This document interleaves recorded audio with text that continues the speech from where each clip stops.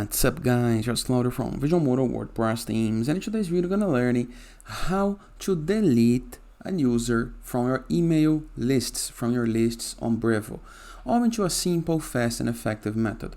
But before I can continue, please take a moment to hit the subscribe button, like this video and share this content for a friend of yours. I have no idea how much it helps us. After this, go to brevo.com, okay, log into our dashboard. You're going to be able to see a page just like this one. Review the left sidebar of menus and go to CRM.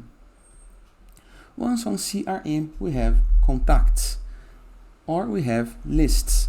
If you are organized, you're going to have a couple of contacts on your mailing lists. Just like this. I'm going to select this list, the list where I would like to delete some contact. And let's focus into this part right here, the filter. Member of list. Here is the list that I have selected. Then click on add.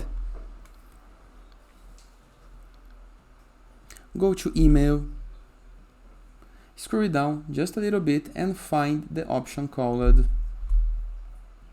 let me just apply some zoom off, email.